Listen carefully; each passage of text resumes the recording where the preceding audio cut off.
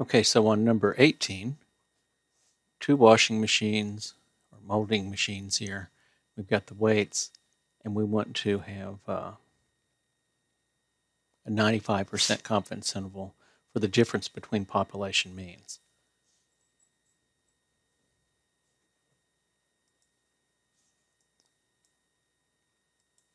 I'm going to use my calculator for that. And the first thing I'm going to do is edit. And I have created a couple of lists to contain those numbers. So while I wouldn't have to be entering in numbers while I was taking the test online here. Well, anyway, there they are. So now I'm going to hit Stat, Test,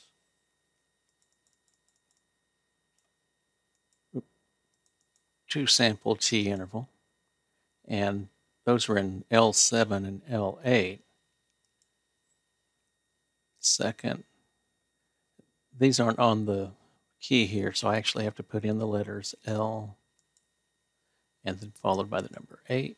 That didn't work. 8, and then alpha L.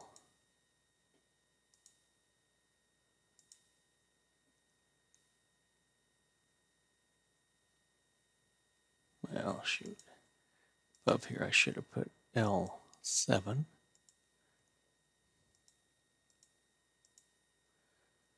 And let's see, I think it said, now let's go ahead and pool those and calculate. And I get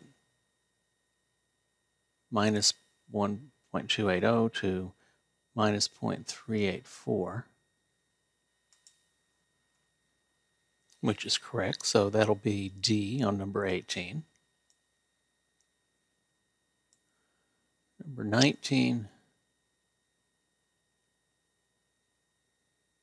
looking at the percentage of accounts in 2009 and 2012 that had social websites. So in 2012, it was 53%, or 53 out of 100, and 38 out of 100, and 29. Notice they're subtracting 2012 minus 2009. So I'm going to stat this over. So if you're looking here, you can see them both. Stat tests. This is a 2 proportion Z interval. So we're estimating proportions.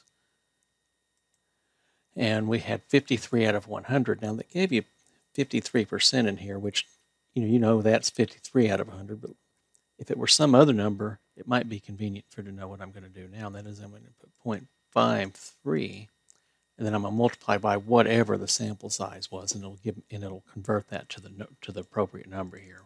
Well, in this case, it's going to be 53.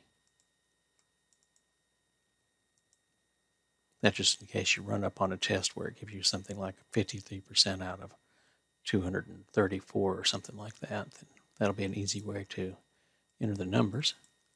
And 95% confidence. I get 286 on the upper and 0.0136 on the lower, but it's wanting to do the center plus or minus a margin of error. Well, the center of that's going to be 0.15. That's just 53 minus 38. So that'll be the center, the difference between the two sample proportions. So that's 0.15. I can take this 0.286 and subtract the center. Take the upper limit minus the center, or minus the statistic. That'll be 0.136. So that's option C, 0.15 plus or minus 0.136.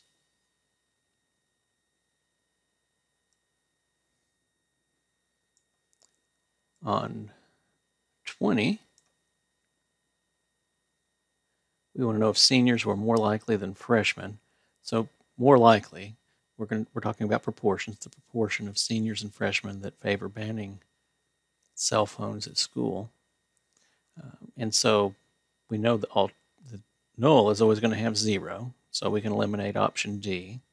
We can eliminate option C because it has a p hat in the hypothesis. That's a statistic. You compute statistics. All hypotheses are about population parameters. So we have now A, B, or E, and we want to know if seniors were more likely, so that'll be greater than 0. So it's option A on number 20.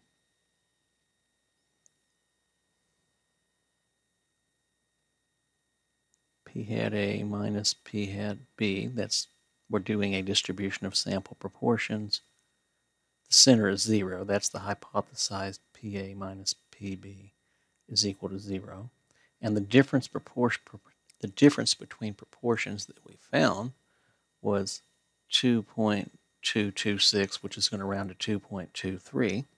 And so on my Z table, when I look up 2.23, I get 4871.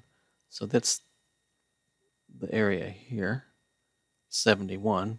And so that's going to leave 0.0129 out here. And that's p-value stuff. But we see that in our hypothesis, we had a two-tailed or not equal to. So we have the same distance over here and the same p-value, so another 129. So the total p-value is going to be 0.0129 plus another 0.0129 or 0.0258. At any rate, that is not less than 0.01. That's our level of significance. So we're going to fail to reject HO. So we should not reject HO. That means we're going to have C or D. And we fail to reject. We do not have convincing evidence that there is a difference. So 21 should be C, 21C.